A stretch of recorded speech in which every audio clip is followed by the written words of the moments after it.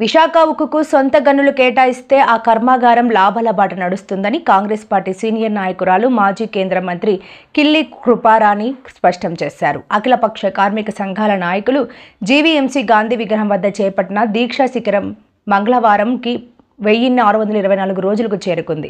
కాంగ్రెస్ శ్రేణులతో కలిసి ఈ శిఖరంలో మద్దతుగా కూర్చున్న కృపారాణి మాట్లాడుతూ విశాఖ ఉక్కు కర్మాగారాన్ని ఎన్డీఏ ప్రభుత్వం ప్రైవేట్ వ్యక్తులకు అప్పగించాలని చూస్తోందని, ఈ నిర్ణయాన్ని కాంగ్రెస్ పార్టీ తీవ్రంగా వ్యతిరేకిస్తోందన్నారు. పోరాటం చేస్తుందో దీనికి మద్దతు తెలపడం కోసం కేంద్ర మాజీ మంత్రి కిల్లి కృపారాణి గారికి రావటం అభినందనం.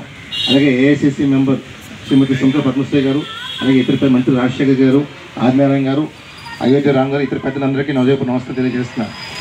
నాడు ఏదైతే స్టీల్ ప్లాంట్ ప్రైవేటీకరణ చేస్తా అని చెప్పారో నాడు ఆ ప్రభుత్వంలో కూడా మేము నించున్నాం తప్ప, మేము సమస్య మీద పోరాటం చేసాం తప్ప ఎవరికి మేము కొమ్ము కాయట్లేదు మనసు ఆశగా మనవి చేస్తున్నాం. ఎందుకంటే డెఫినెట్గా విశాఖపట్నం బ్రాండ్ ఇమేజ్ పెరిగిందంటే అది కేవలం విశాఖపట్నం స్టీల్ ప్లాంట్ వల్ల. అసలు స్టీల్ ప్లాంట్ లేకపోతే విశాఖపట్నం లేదు. ఇవాళ విశాఖపట్నంకి ఇంత కీర్తి రావడానికి, ప్రతిష్ట రావడానికి అది విశాఖపట్నం స్టీల్ ప్లాంట్ మనం చేస్తాం.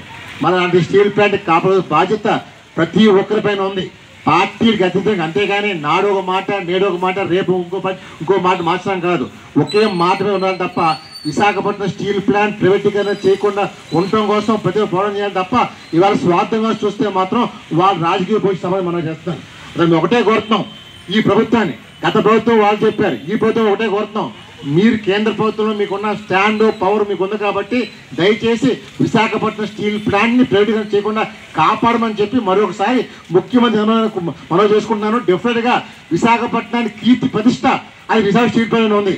మీరు స్టీల్ ప్లాంట్ ప్రైవేటీకరణ చేస్తే విశాఖపట్నాన్ని మీరే చంపిస్తున్న అవుతుంది మనం చేస్తాం. జై హింద్.